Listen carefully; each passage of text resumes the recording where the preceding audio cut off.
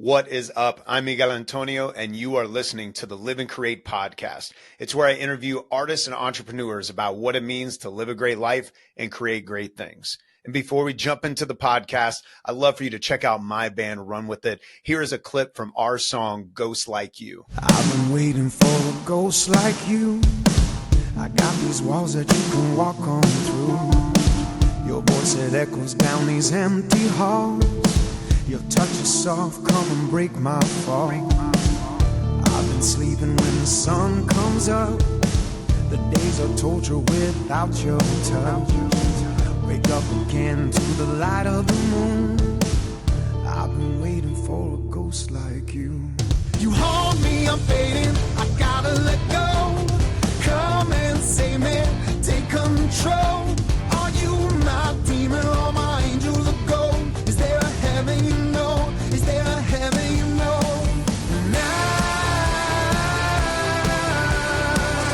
I've been waiting for a ghost like you.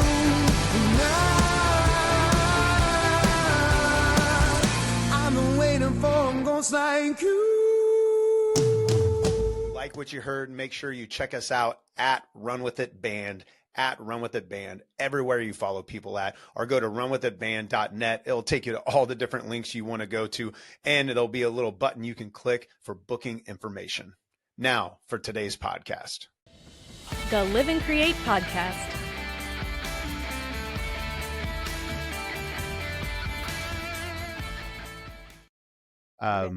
And realize everyone down there speaks Spanish, and they're like, because everyone's Mexican. And so I live up in Kansas City. I basically practice Duolingo and then talk to some of my friends that, every once in a while to learn Spanish. And I get down there and I kept saying my name, Miguel. And then people would say immediately back to me, Miguel, like they would pronounce it correctly, like to me. And every time I was like, damn it, I got it wrong. I got my own name wrong. I literally sat with Chat GPT. I've set it up as like a fluency coach, and she was helping me pronounce my own name for like 20 minutes. I was like, that's hysterical. This is ridiculous. So, Mickey is Peruvian, so his Peruvian? first language is Spanish. Well, that's awesome, man. Very cool. Very cool. Yeah, so I'm the only one in the family of his family that doesn't speak Spanish, very little. So they always have to adjust to English for me. So, but he does speak French and a little Italian. A little bit, yeah. That's pretty cool. And combined, you guys got a whole lot of languages rolling. Yeah, right. We just grab a word here or there. But there's this comedian, Fluffy. Yep. He's Mexican. Do you know Fluffy? Yeah, my boys love Fluffy. Have you seen him do different Spanish accents, like when they go to Puerto Rico to speak Spanish, Mexico? I don't know. It's super fast. So funny. It's really, really good. We got to send that link to you. Yeah. Yeah. You've seen that one, right? Yeah, I've seen that. My boys, they love that. He's hilarious. But yeah, he's not lying when he especially the difference between Mexicans and Puerto Ricans and how they speak. It's just because my family, all the Spanish speakers here in Kansas City predominantly that I know are Mexican. And then I go to my family in Brooklyn, they're all Puerto Ricans. And it's just, I can't keep up. I'm like, más despacio, por favor, the whole time. So Peruvian, how long have you been here in the States? Well, actually, I was born here.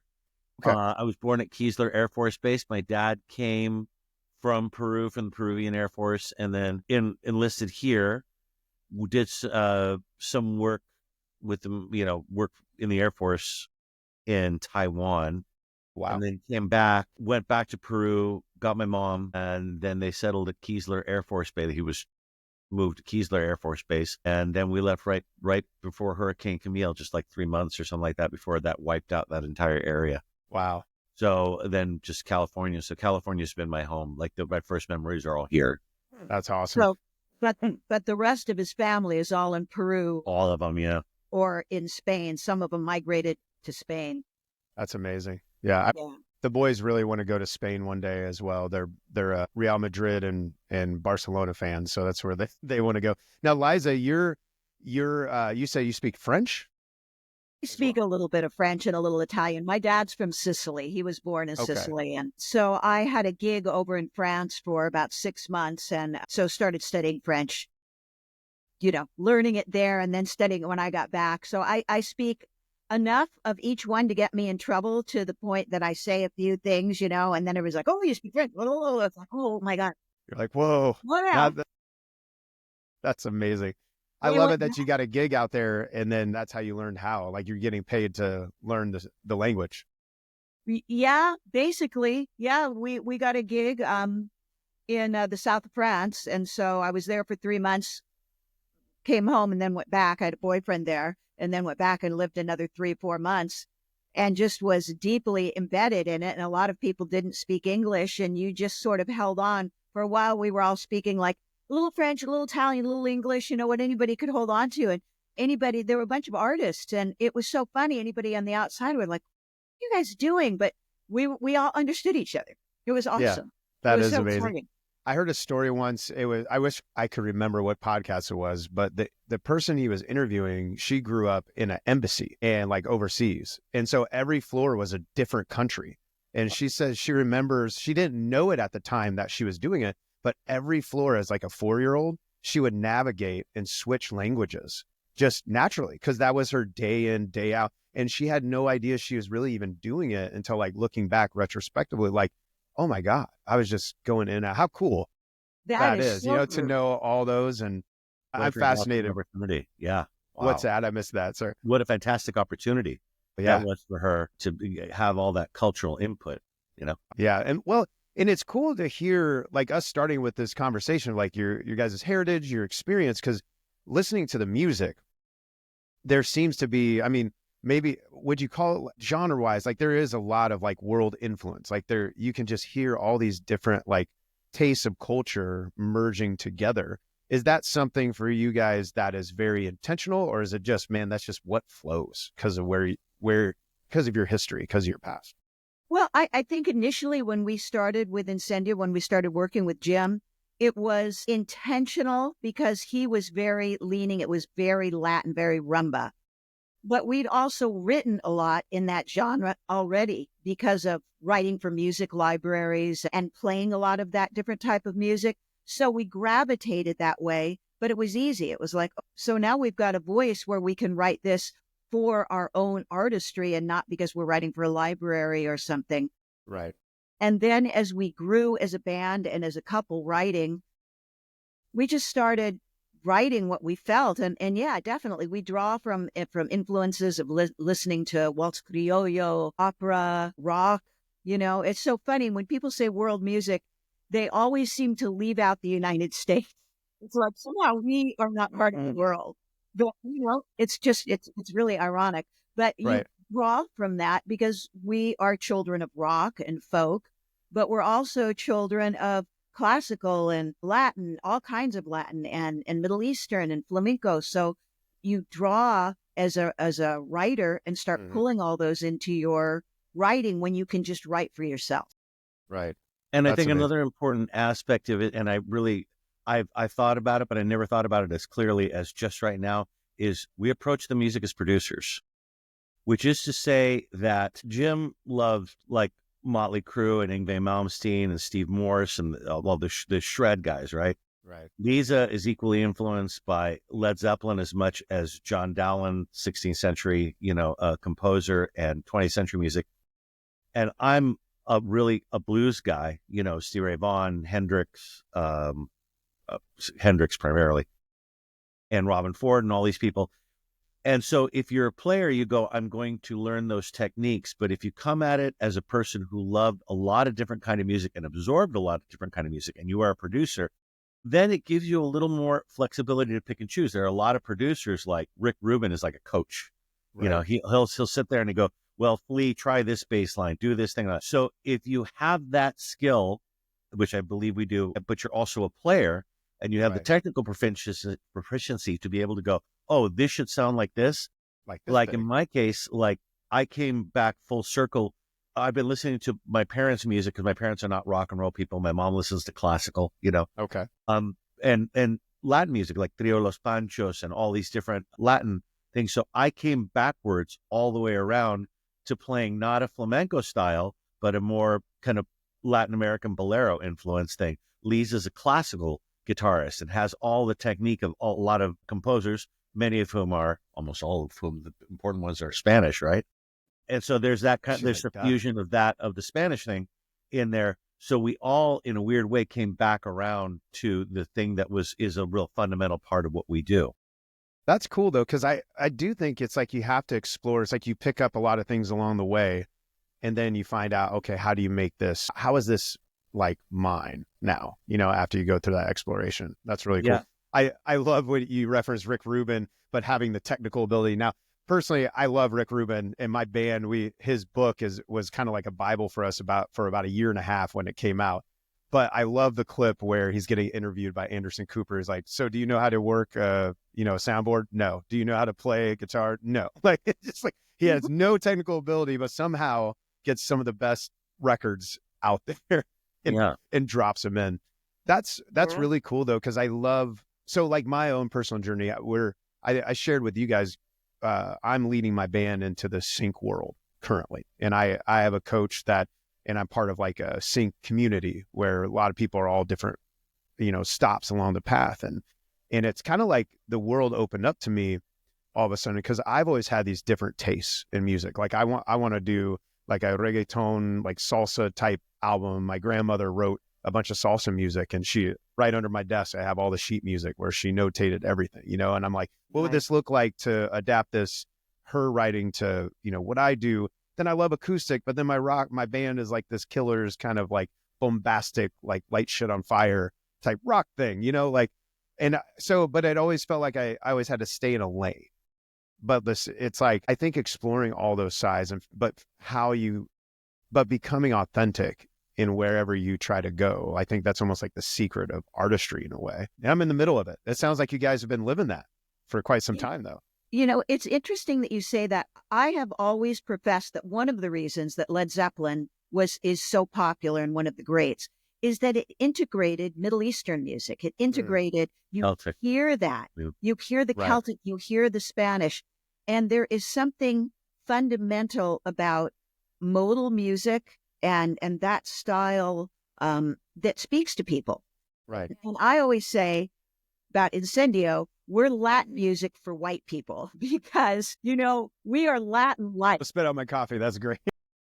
But it's true, a lot of white people that, that Spanish thing, that thing, I like that. They don't like the too deep. If you get really like flamenco puro or some of that, it's too much. They're like, but whoa. If you integrate a little bit of that into the rock or into what you're doing, they like that flavor and they can digest it because they come from a different background. Right. So, and I think that's very interesting that you say that. You make it your own and you make it real. Like, how does your past music speak to you? How does that music speak to you? And how can you integrate it? Because you didn't grow up in Puerto Rico, you didn't grow up in Mexico. That's not your culture entirely, but it's partly your culture. And America's partly your culture. So how do you bring that together and speak to a lot of other people that grew up like that? Well, I think that's the beautiful thing about artistry in general. And the beautiful thing about creating original work. Because so my band, we also do the party band covers thing. I'm part of another cover band. Like we're trying to make a living, Sure. But to go, like we do a lot of original work. There's one reason I love the sync world is because it's like now you get to create original work.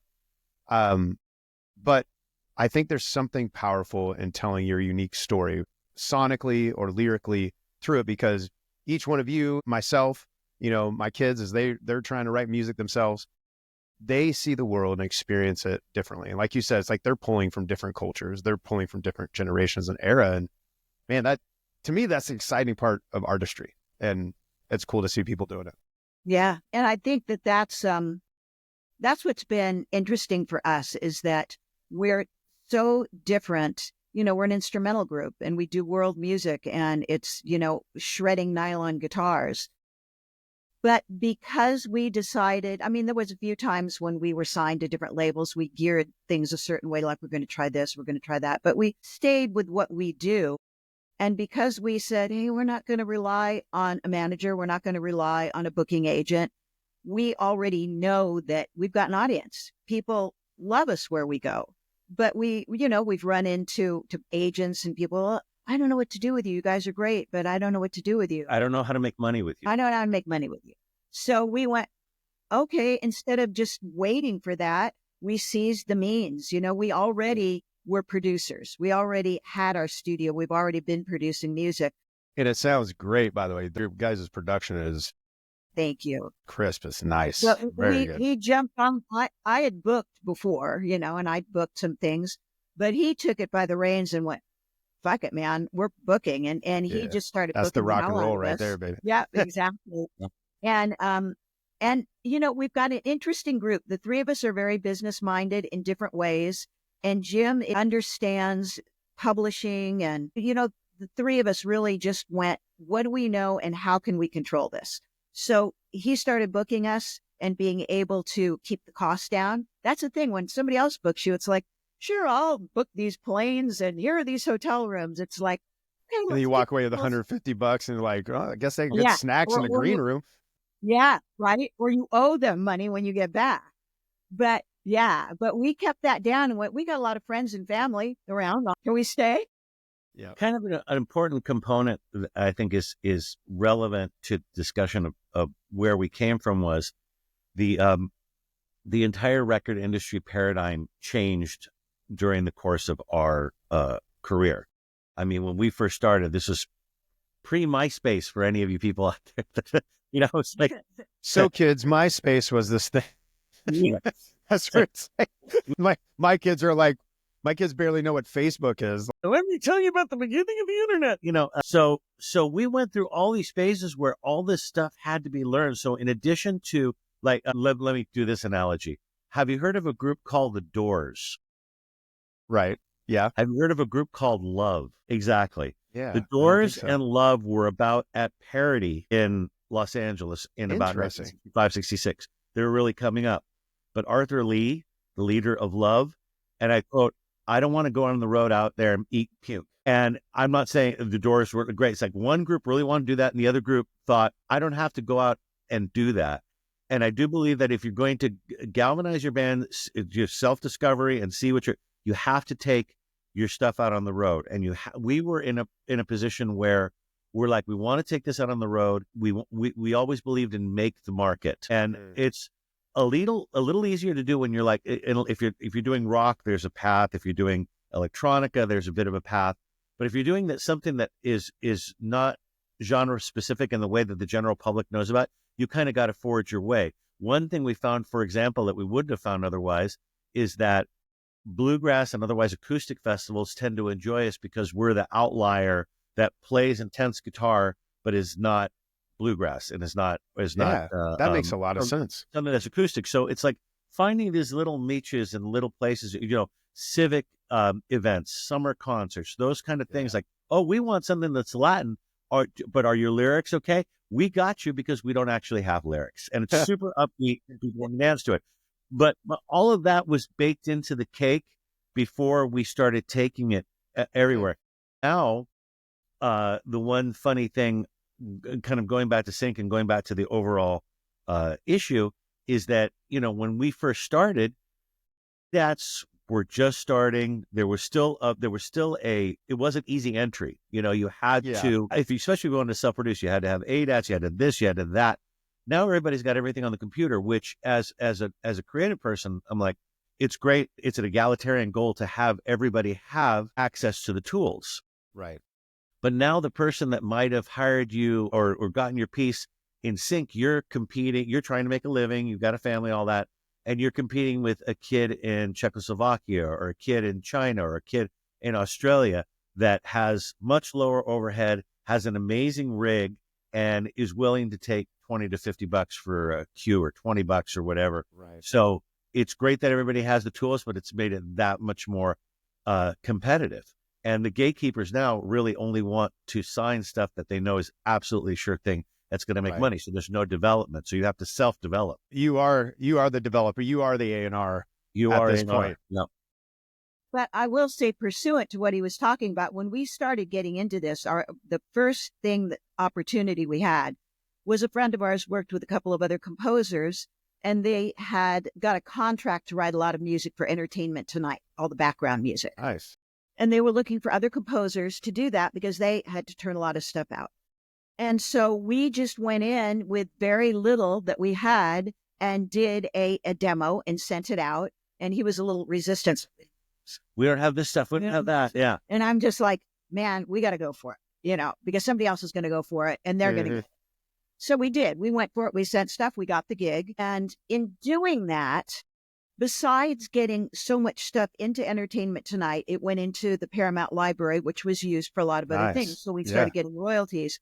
But in the process, working with other composers and understanding that formula, what they wanted, we got tutelage while we were learning to do this and getting stuff like. And that seems crucial. You develop this. And this is what they want to hear. This is what's going to go under somebody speaking. You don't want anything in the way of that, but you want it to build, so, and what we had though, with the very little that we had, is that we had good ears. So if you can understand that, and no matter what you have, if you know how to use it and mix it and you jump in and take a chance, you can follow that's the good ears. And then what I heard in your story was what you just finished with is like, you took the chance. Cause I feel like I see it in myself. I see it in other artists where sometimes like I think you were saying, Jean-Pierre, you were the one it wasn't quite ready to put out there. Was that kind of where you were? You know what? And I have a dear friend who is a mentor and still a good friend. I mean, I've known him since I was like in the 4th grade. And he was the old guy, always playing music, always doing stuff for the community, for the school, for that kind of stuff. And I still learn from him every day. But one thing is like, well, you need this guitar to do this thing. You need this bass to do this. And when we were offered this opportunity, I'm like, we don't have enough. I think we borrowed the first ADAT and we had one ADAT. It was like, it was real, like by the seat of our pants, but we got what we needed. And that for me was like, I think if you're open to it, you allow your partner to take you to school. And Liza took me to school. That's awesome. It was important. That's an important part of having a partner. The way I like to tell the story is that she grabbed me by the lapel and she said, listen, somebody's going to do a crappy demo on a cassette tape and they're going to try and they're going to get the gig. And I was like, well, I can't argue with that. There's no, let's go for it and get the most juice we can out of the very limited equipment we had at the time. We got the gig and then we were able to expand the equipment. And one thing led to another. That was the other thing is that I learned, I think from her and a number of other people around me, is always say yes. Because we always said yes to like any production. Before we hit Incendio, I'm going to say that we had produced about 10 albums, 7 to 10 albums. Like that. We worked a lot with Sonaton. And they were with Sonaton into APM Music. And we did that, but we did production for other friends and other clients. And that's the thing where it's like, we grew up listening to Led Zeppelin, you listen to Hendrix, you do all those things. But my ear and my approach was less attuned to, I'm going to learn the solo and Heartbreaker today, or I'm going to learn, kind of Ain't Talking About Love, the phase, thing. And it was more like, oh, that's what Van Halen sounded like. That's the bounce in his playing. That's what Malmsteen sounds like. That's what Love is Blue sounds like, that beautiful piece in the 60s that's or Classical Gas. It was like, none of us are exclusive to any one kind of genre. It's like, pulling from all that. And so when you have a situation where you make this sound kind of like U2, which we had to do back in the day when they were huge. U2 own pop music, which is so weird now because they're nowhere. How do these strings fit on top? How does a string arrangement fit on top of this? How do we incorporate the conga like they do in this song? So we kind of, without knowing it, took ourselves to school during that time, and it became super important. What's the best sound we can get? How do we get that guitar? And for anybody out there that's like, I have to be careful what I purchase because my wife isn't going to like it or my husband isn't going to like it. I'm going to marry another guitar player. That's how you do it. Like, you need that Gretsch for that filter trumpet. Yes, sure, sweetie. Yeah, it totally makes sense to me. When my wife and I were dating, I think we were starting to talk about getting married at this time. And I was teaching privately and performing, doing all that. And my electronics on my acoustic guitar was going out at the time. And I called her. I was like, I just found I have to redo the electronics on this. Got to get a new pickup. And she's like, oh, how much does that cost? And I was like, probably like $300 or something. And she goes, oh my God, that's crazy. And I like was dead silent. She's not a musician or anything. And Right. I was just dead silent. And I was like, oh, she has no, I was like, babe, my guitar costs $1,000. She's like, oh my God. I was like, the next one I'm getting is going to cost about 3,500. She's like, oh my, she had no, but then what was hilarious is like, it was several years later. I was like, I got to go to the Guitar Center. I got to get some guitar picks. And she's like, so how much is that going to cost? And I was like $5 at most. She's like, oh, okay, cool. I didn't know what that even was. I thought maybe it was like $500. So yeah, it was a crash course for her in that regard. She was supportive, and Yes, yeah. Well, and I explained to her, I was like, well, this is how I make a living. It's like, I used to be a contractor. I was like, when I was a contractor, like I had a truck, I had a trailer, I had, like the air guns, all that. And I was like, they're tools to make a living. It's not just me fucking around, like, like in the back, and I think it was when that clicked. And for the most part, most of our marriage, I've made most of our money through music. And so I think it kind of clicked. And luckily she's I've even when I did quit music for a brief stint, she was even the one who was like, you can get back in this. This is where you need. So I did get lucky in that regard, but very cool. Yeah, it's a crash course. You're grumpy, so go back, play music. Yeah, you're kind of an asshole now, so go back. But it's really cool to hear like what you went through, like having the insight, because I know we're kind of for the listener, we're bouncing back and forth to two different things, but I feel like they're similar. But like the Sync World piece where I joined, it's called the Sync Alliance. It's like a thing on School. It's a guy named XJ Will who is like the leader of it, if you will. But what they do is weekly, they bring in music supervisors or like people who are in like publishing companies, and they sit down with all of us and review all of our music and go through songs, give direct feedback. And it was eye-opening because it's like some of the shit that like works well as an artist doesn't really translate. It was like, but if you tweak it and, and grow it, but yeah, that production piece, that's where I'm at. I always hired producers and hired mixing engineers, hired people to master. I was like, the volume and speed at which we have to move in this world. I was like, we can't. Yeah. So it's like the last 2 months, I've been working on production for a few years, but this past year I got real serious in the last 2 months, just like tried to kind of like back to our conversation with language. I tried to completely submerge myself in that world. And luckily producers I've worked with are giving me insight. There's a bunch of producers in this community that gives that insight, but man, it's kind of exciting though. The production world, I love the idea. I think like you said, you were talking about this, Jean-Pierre, like the Rick Rubin piece where I felt like I would write the basics, the skeleton of the song, right? And I had a vision for where I wanted to go. And I always loved that process, but I never knew how to like the technical skills to make it happen.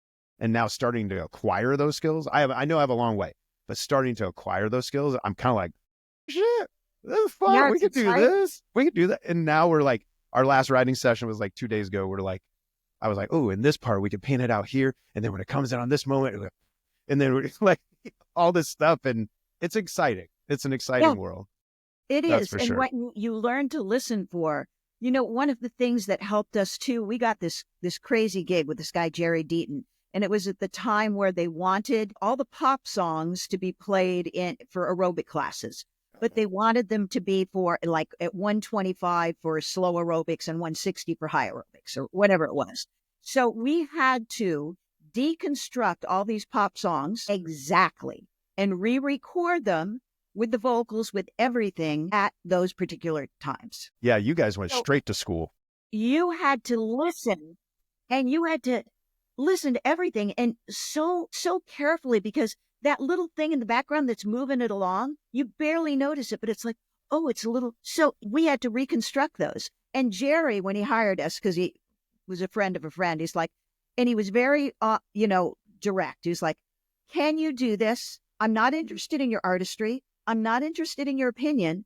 All I want you to do is do this exactly like that. And can you do that? It was like, yep. A very sweet guy. Very sweet. And he was the guy that would say, you hear that thing there? It's kind of like a cowbell, and it's really hitting around 700. That's where, Damn, okay. That's what's getting in the track. And you go, by God, I do hear that. Now you want to accent that. The one track I remember of the things we did was cool, though. Mr. Jones, that, Mr. Jones and me. Right. But we had to speed it up. And so we had to find a vocalist. We had a friend who was a vocalist who could sing that kind of style of voice. And here's how the guitar sounds. Here's the electric sounds. Here are the drums on. And you had to recreate it. You find that it works to your skill set or it doesn't. We all kind of develop this is the style that I would like to hear or do. And Jerry was like, well, that's nice. I need it to be this way. End of story. And we're like, okay, we are guys that can do that. A lot of other people don't want to. They're great at other things, Right. But that's great to work with somebody like that because they cut to the chase. Because if that's what you need, you don't need somebody to come and go, but what if we did this? And what if, no, this is the gig. And here you don't, Well, and it kind of changed even like our writing sessions. Cause there's days where we would spend an entire day on a snare sound and stuff like that. And I'm all for great tone. I love it. But there was one, I remember we came to a head and it was a breakthrough as we were moving into this world. I was just starting to like watch these sessions with these music supervisors. And I'm like, okay, this is a different thing than we're used to. And that finally I was like, all right, I walked into our session. We have like a 12-hour thing. I was like, we got 1 hour. That's all we have. What's the lyrics? What's the song about? This is what it is. What guitar line? Okay, go. But it was kind of, we're like getting down to brass tacks because a lot of times we're like, I don't know, it should probably feel like this and this kind of meaning. And it was a breakthrough for us where we actually, at the end of the hour, had a song that we had been slaving over for months. And we actually liked it. We were like, oh, this is kind of fun. And it's like, instead of overthinking it, we were just like, okay, this is the goal. This is what we want to do with it. Boom, go. And it kind of opened up a whole new world to just get down to brass tacks, get some shit done. Congratulations. You learned your process. You learned a process. I have so many stories and so many thoughts on this.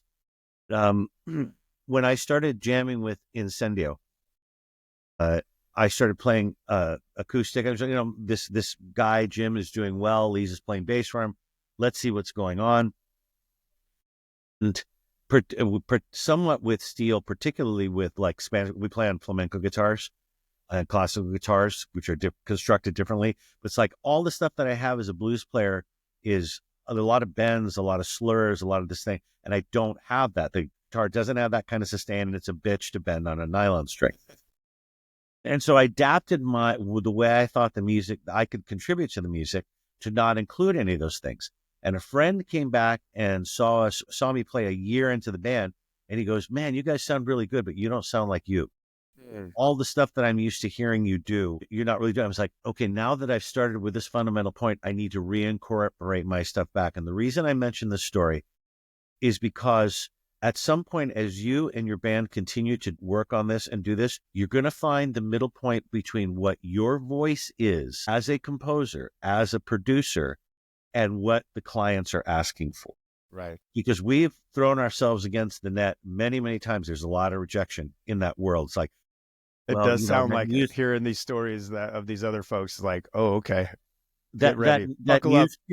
Yeah. Well, that used to you did that you spent time on. The sounds are a little dated as compared to what we're looking for. In the case of like, we've done probably 20, 25 library CDs. I don't know, a lot of them Latin, but some rock and a lot of other different kind of freelance projects.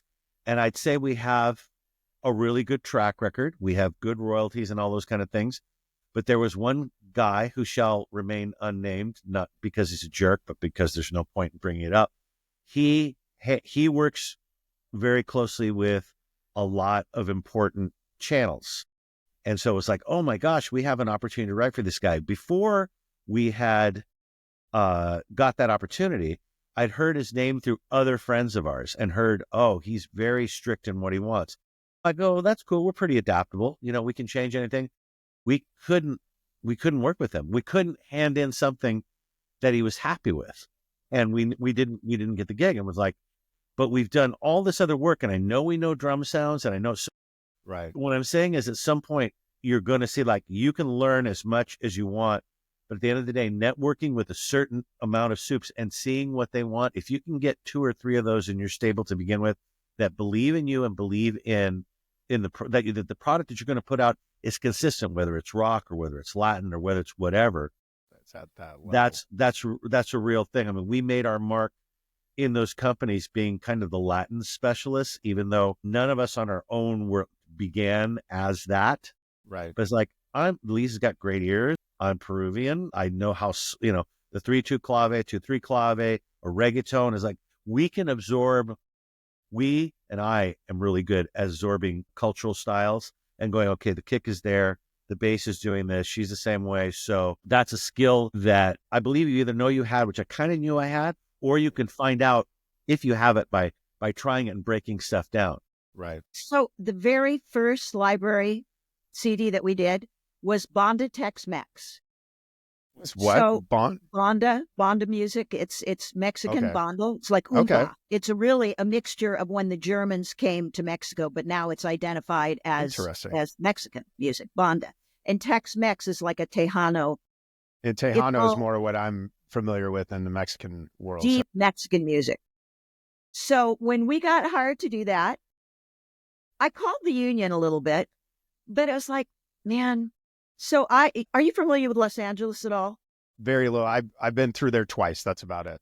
So anyway, Alvera Street. That's where I grew up down there. I mean, in Glendale, but we always went to Alvera Street. It's one of the very first streets of Los Angeles. Historic. And it's historic Los Angeles.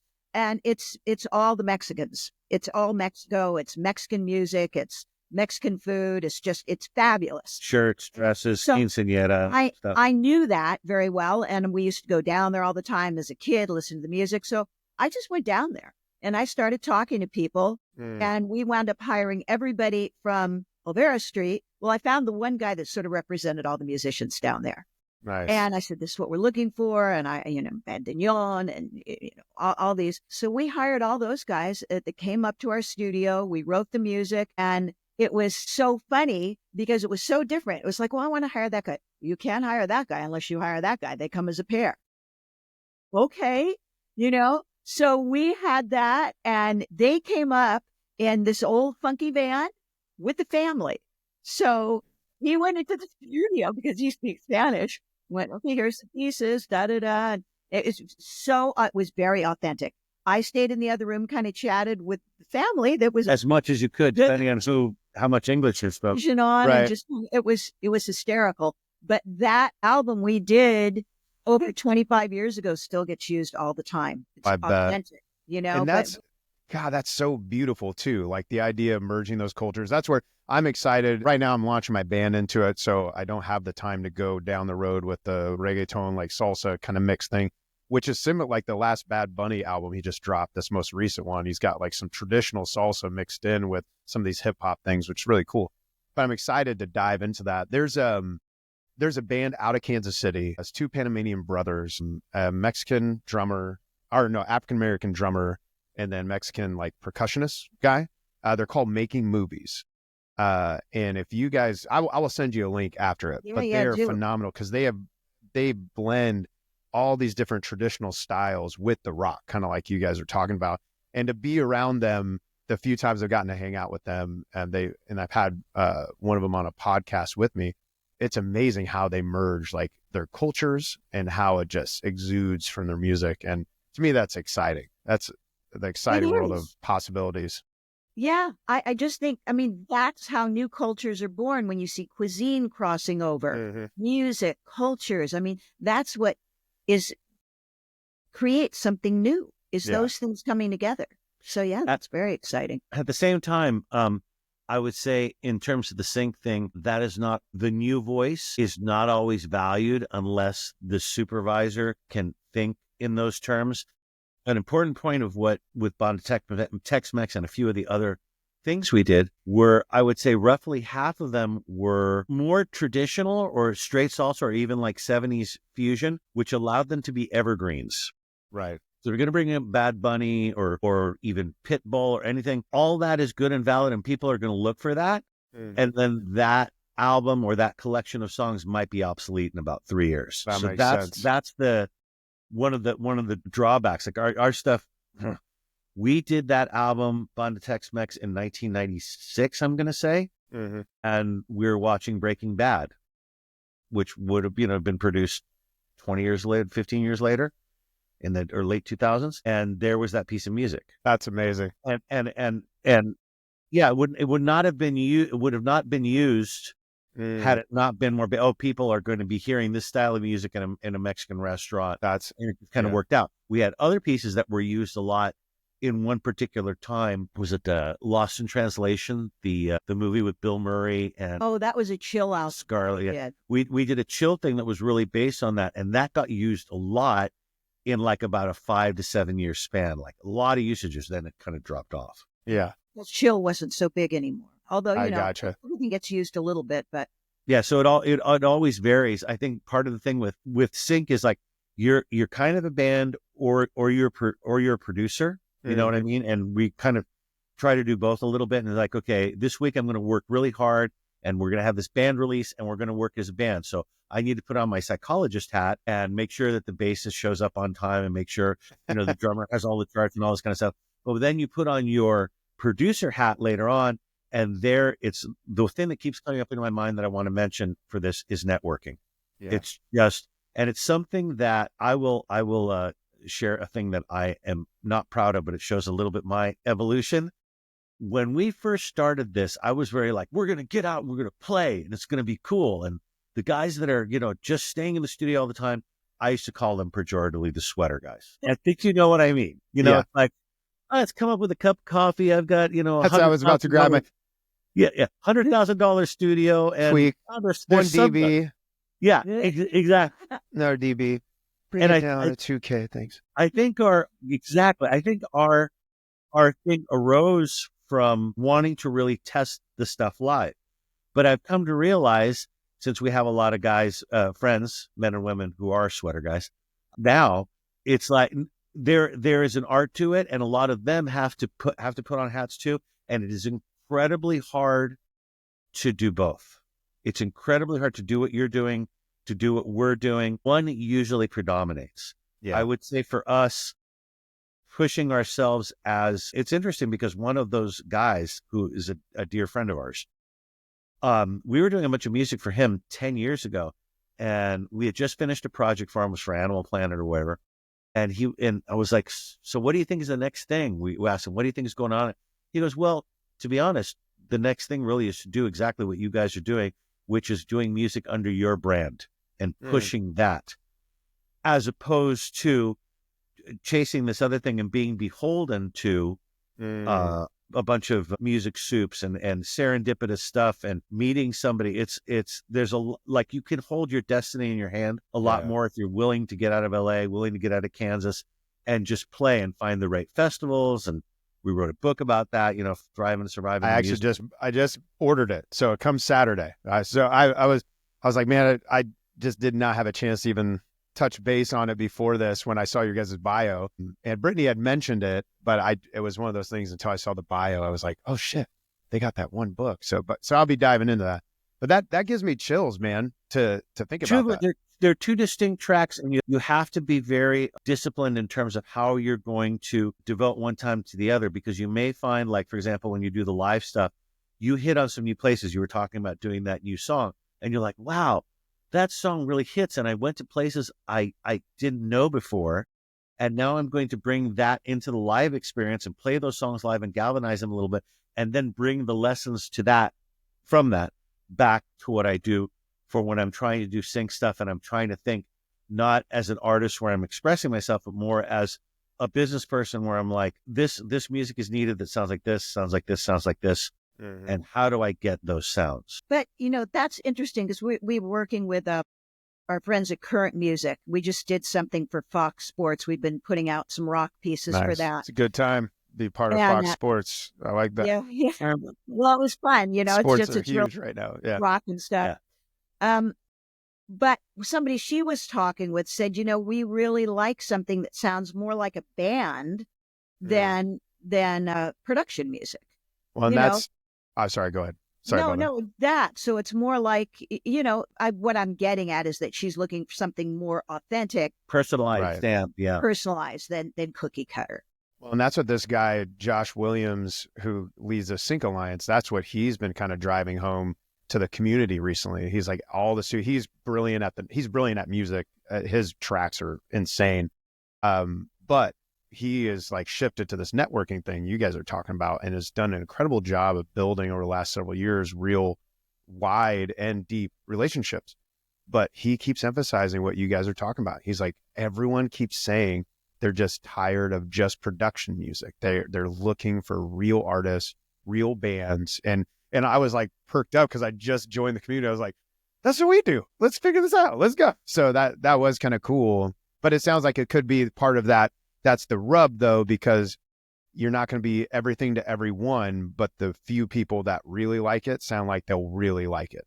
And then long term, that's where the win can be. You're never going to be loved by everybody. You're just not, But wouldn't it be great? Yeah. The podcast I did right before it, I was reviewing clips from previous podcasts, and that the one big theme that kind of ran in throughout it was this idea of people pleasing. And I was like, man, I'm just a people pleaser. And I've had to learn I had to learn to be okay with telling clients, I tell clients, we're not the fit for you. I even told one client multiple times, we're not the fit for you. And they insisted that we were. Like, I literally tried to talk them out of hiring us and giving us money, because I was like, I'm trying to manage your expectations here. This is what we do. This is what you told me you want. And they're like, no. They like changed their expectations and ended up hiring us. I was like, that was, for me, a people pleaser, that was a really tough road to walk, because I used to be the guy who was like, yeah, we'll do anything. And then I always hated my life. So did they like you in the end? Yeah, it was great. That particular one was a wedding, and they specifically like, they emphasized, we're like, no, we want you. They saw us in an original context, and they're like, we want whatever it is you guys do at our wedding. And I tried to talk them out of it, and they said no. And I'm glad they did it, because we had a blast, and they had a blast. You walked such an important walk there. That was so good that you had that experience, because it's like, there's a lot of, might have been Sinatra's, like, you can say no. Sometimes you need to say no. Absolutely. And it's not only anathema to you if you're a people pleaser, but also sometimes if you're just being a straight business person and you're like, this person is just going to, because they're going to micromanage me. And we have to find a good middle ground. And often that's possible, but sometimes you'll know pretty early on, it's like, this is not a good fit. And then you go, man, I know this guy or this lady or whoever, they'll be perfect for what you're doing. And sometimes that works out just fine. And luckily this particular one, when they, like, we had multiple meetings, and then afterwards we were like, okay, I think this will work. And it turned out well. And then there are ones where we've just had to say, like, we're not the right fit. And they're like, okay. And we've even I had one for my solo stuff recently where I let them know budgets and all these kind of things. And they're like, oh. And I've gotten this a few times now where they'll say, okay, we can't afford that for what we're doing now, but we're doing this other thing where we can. So I was like, this whole time, if I just would have waited, I would have got paid better, kind of deal. And, it's an eye-opening thing. Going into the book, and by the way, I'm loving this conversation. I feel like I'm gleaning a lot about it. You guys are great at breaking down concepts and really like bringing value through that. And I'm assuming that's what happened with the book. Like, that's what you're putting into the book that you guys got out there. What inspired you to ultimately write this book, though? Well, a few things. We had a lot of people coming to us, other musician friends, saying, how do you guys book? How do you guys do this? So constantly they'd come over, because we're willing to share, and they would sit down, and we would regurgitate years and years of knowledge in a short amount of time. Do that, and then you got to do this, and then you got to do this. And they would inevitably leave like shocked, like just overwhelmed, like, oh my God, how can I do that? It was, well, we're being helpful, and they're like, big fire hose. This is how you make a living in the music industry. Good luck. Perfect. Yeah. And then as far as publishing and getting your royalties, there were so many people. World. They didn't know what a PRO was. They didn't know they needed to join ASCAP. They didn't understand any of that, any of it. And the final thing, we were talking about writing a book and started, we should really start breaking this down. But a well-known musician that we knew, and saw somewhere, and we were chatting with him, and he said, I just got this piece placed, blah, blah. I was like, oh, great, he goes, but I haven't seen any royalties yet. I go, oh, PRO are you with? Performing rights organization. You know what ASCAP? And he's like, I'm not with any. I'm like, well, so then we started breaking it down. We broke it down into chapters like, this is how you book your band. This is what you need. This is your tools. These are resources. These are databases that you can go and find festivals. This is how you search them out. We put them all there, laid it out. And I was very conscientious to write it in musician speak, not get very technical, but here it is, step by step. This is what you do. That's and awesome. Then I did a philosophical side note at the end of each chapter, just to kind of make it more real. Like this is, just a philosophy behind it. Right. And then when I got to the publishing, because my cousin is a publishing guru, I work with her as well. And she thinks like that. So I did the first part. We did the first part. Just like, this is here's ASCAP PR. This is what you need to do. And then I said, for people that want to know more, and I got her to really get technical and break it down. That's awesome. So you got both. So that's what inspired. We had too many people, and we said, people need to know this. You can take control of your own destiny, and you can do it. And here it is. And we've got other friends that do it. We network with our friends Lisa Lynn and REA, with Lau Tizer. They're out there doing Joe Craven. Craven. They do it themselves. We got tired of really overwhelming people with too much. Right. Here's a so book. They take it chapter by chapter. Do you know Michael Elsner? Take it at your pace, all there. Yeah. Yeah. Are you familiar with Michael Elsner in the sync world? I've heard the name at all. He speaks on, does like classes and like mastermind type stuff. But he said he got involved. He basically started doing the teaching side of it because very similar thing where he's like, I had so many artists taking me out for coffee after coffee. And he said, I ultimately eventually just started creating like a PDF just to like give it to him. And then he's like, I couldn't even keep up. I wanted to help, but I didn't know how. So that's how he got into that. But I'm excited to read that, to dive into there, just see those pieces. Cause yeah, it is, it's been interesting because I've been getting educated. And then in turn, now I'm going back to my band and educating them. And then now there's some artists on the peripheral where we're like, hey, what's your PRO? Do you have a publishing company? Trying to help people because we have like a collaboration thing that we did as a band, all those kind of things. But it's cool to see people's eyes like light up, like, oh, I had no idea. Like even like learning, having a publishing company actually gives you 50% back of your money. Those like that there was a whole other side that they just keep the money. I guess, where does that money go? Like, because a secret thing that they give to somebody. I don't know.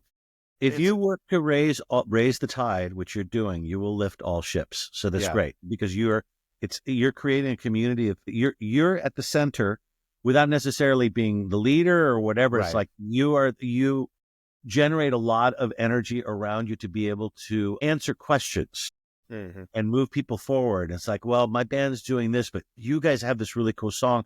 And I know a sync guy that can help there. And we do that kind of thing all the time. Information is passed to us. We pass people, oh, you really got to check out this act or whatever. I would say that one other reason that we wanted to do this, because we were talking to a lot of people, but I have for years told people, I love Los Angeles. This is where I grew up. But it's for years I've said this is where bands come to die. Yeah, I imagine. Everybody takes a drink, and this is such a media-driven town, and yet the things that Incendio does consistently year after year are festivals that are outside of Los Angeles, that are a little more maybe like artistic in nature and not quite so hypey.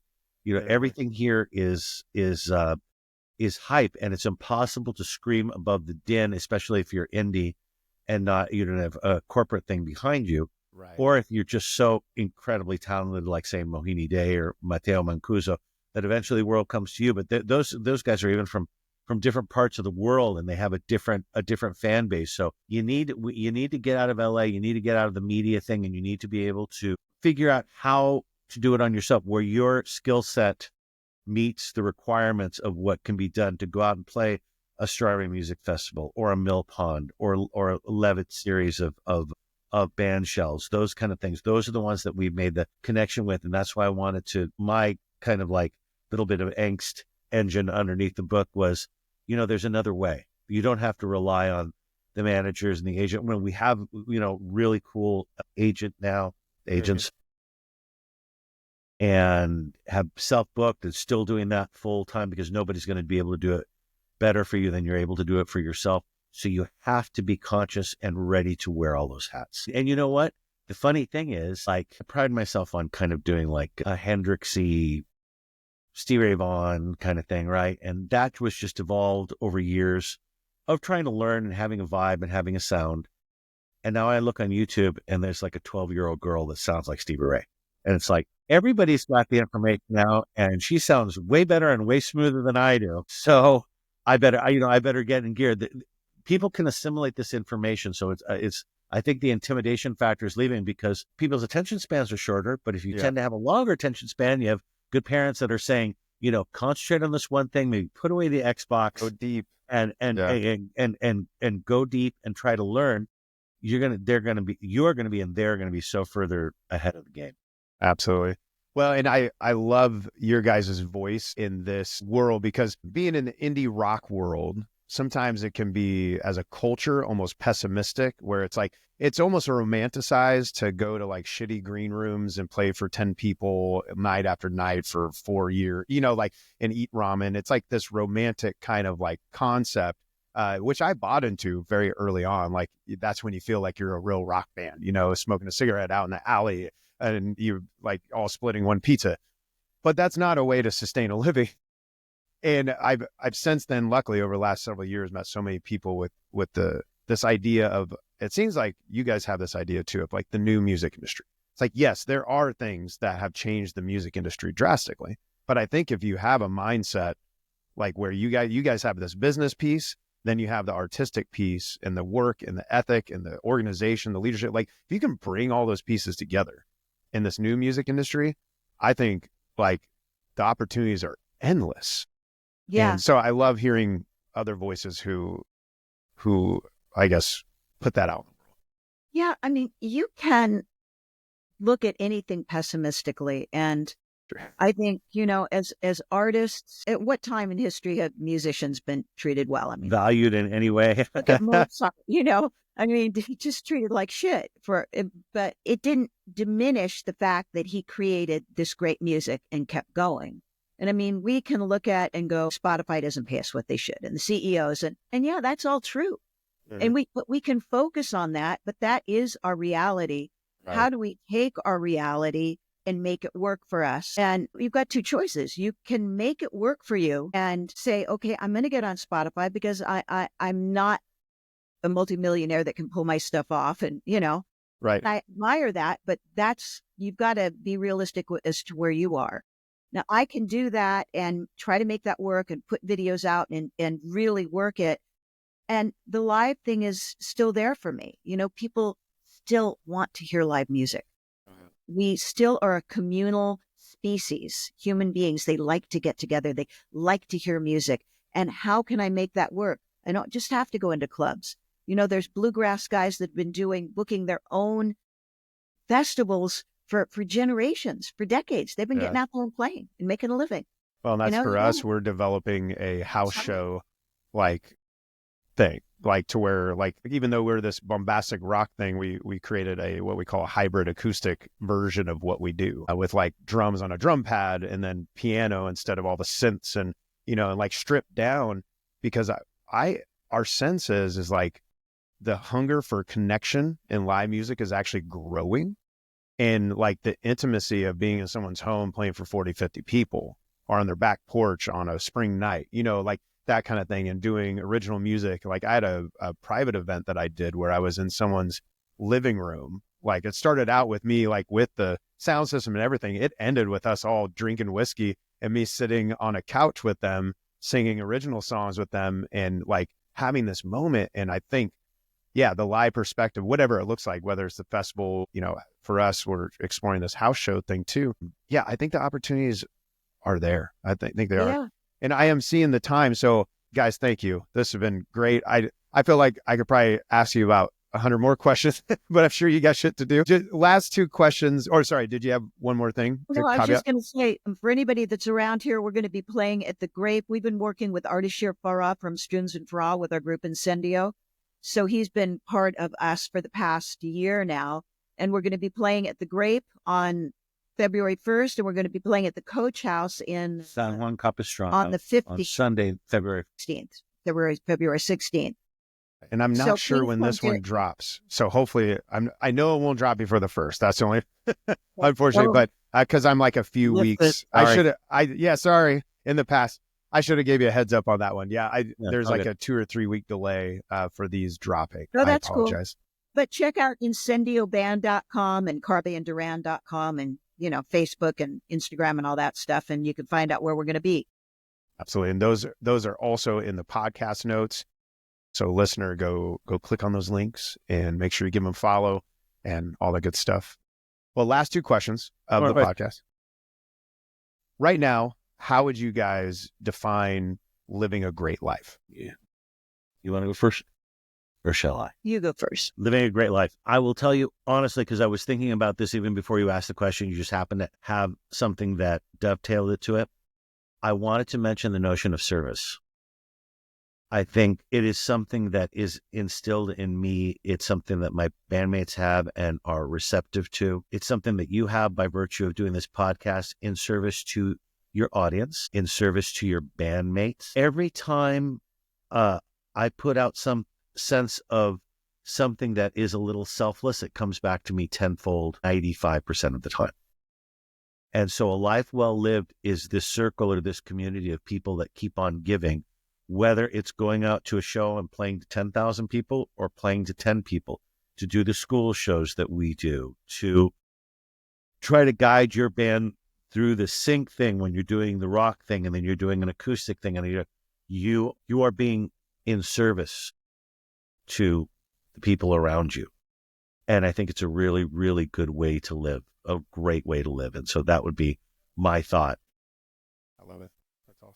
I think it's in finding what your gift is, what you contribute to the world and to yourself, and how do you connect with that? How do you turn it up? How do you turn it up and to follow that? If you're a great cook and that's what you give and that's what you love, I think you have to embrace that. If you don't embrace and follow what your dream is, but who you are and what speaks to you and feeds your soul, then you're denying a part of yourself, and then you're not giving the best of yourself to the world to raise the vibration. And I got a degree in economics from Berkeley. I was going to go to law school or work in a business, whatever. And I met her, and she was doing it for real. There was no pretense. There was no bullshit. It was like, oh my gosh. And I was like, it was the first time I thought music is amongst the best things that I do. It's amongst the best things that I can offer, that I can give. I'm good at it. And we had no idea how deep our partnership would go at that time, but it was already starting to seem really, really cool. And I do feel like kind of we're in service to each other a little bit. She's like, I'll do like something and play something, and she'll come in, poke her head. How does it sound? And she's like, well, that sounds like your blues stuff. You can really do better than that, and it's like, okay. And vice versa. And that is service. That's her being straight up, or me going, that's not really hitting. And so it's that constant thing of support. And I would not have taken the plunge if not for meeting her and seeing somebody who is really doing it for real day to day. But so. if you're not happy with who you are, then you're not projecting that happiness to the world. You're grumpy and you're angry and you project that and you give that energy to the world. So, and there's already so much of that. There's so much of that. So yeah. It's like do something different. The cynicism is easy in a way, It's low vibration.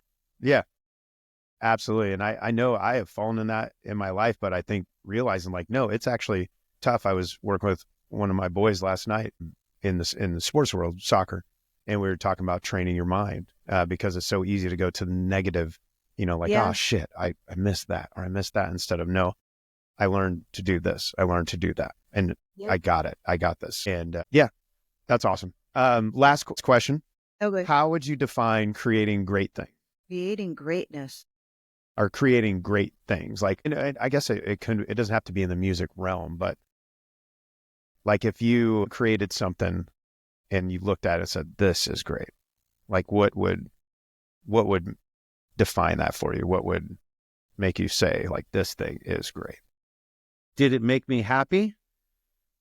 And did it please or help other people? It doesn't have to be national, international. It doesn't have to be hyped. It doesn't have to be a Super Bowl party, which, that'd be fun. A Super Bowl halftime, whatever, I think I am happiest when I'm in the room just creating. I love being on stage. I love hanging with my wife and playing with my band and doing all that stuff and being in the moment. And if you can be in the moment and disappear, you're playing some sort of melodic stuff that you've never played before. And you can be in the moment and not aware of yourself. And the second you're aware of yourself, it ends. But for 2 or 3 seconds, you're not in the world. You're not of the world. And so you're able to transcend. And that keeps you going to the next gig. That's one version of it. But another version of it is being in front of the computer, in front of the sequencer, guitar in hand. You have an idea. And you are building that idea. I like that even more than producing and possibly even playing, because it's just pure creation. And not necessarily the product is the greatness, but the process is the greatness. The ride is the greatness. Like, okay, I'm trying to be creative. I'm trying to channel God or source or whatever you want to call it to get something out of me that didn't exist, to move something. That, to me, that process is the greatness. Greatness is not a final achievement. It can be. There can be really cool stuff, but it always comes from that first spark of the divine, right? As you call it, that first thing. Yeah, I guess that. I mean, that's to me. Greatness is so subjective. So I would just have to say at least trying. I mean, I don't have kids, but I've seen plenty of kids come in and look what I made. It's like some mush, but they made it and they're happy and they tried and they give it to their mom. They look. I mean, right. What's to say that that's not great? That's great in that moment. That's great for the parents because they're like, wow, she tried. It's right. Great for that kid because the kid's like, look what I did, So I don't know. I would say trying to just try, to just put yourself out there and create, and eventually things evolve. You just have to try. You have to not shut yourself down, not belittle yourself and just move past all those negative voices. I started meditating in the past 3 years, been doing it regularly. And when you said that, to stop that, there I am again. Stop it, move past that. Just try. Turn off that editing and judging and subjecting and just be in a free and creative moment. Get that flow state going. Stop you. Yeah, I love it. Well, one more time, reiterate how they can follow you guys and check out your music and check out your upcoming shows. Well, one is incendioband.com and Facebook and Instagram, blah, blah, blah, and Spotify. And the other one is Carbe and Durand, which I guess you'll see below.com, and that Facebook, Instagram, all of that stuff as well. And you can check out YouTube. There are a ton of live stuff of Incendio and of Carbe and Durand that we have curated and mixed ourselves, and in some cases filmed ourselves because we wanted the stuff to be out there. And please follow our YouTube. And we've got a new single coming out, Carbe and Durand, called Echoes in the Wind, that will be out. Yeah, the next week. Yeah, it should be out by the time the podcast comes. Well, guys, thanks for making the time. I learned a lot, soaking in. I'm gonna have to have you back down the road if you guys are gracious enough to do it, because I feel like I have a million more questions. But you all have a great day. Thank you. Thank you for listening to the Live and Create podcast. If you like what you heard, make sure you subscribe and leave a comment or a review. The Live and Create podcast.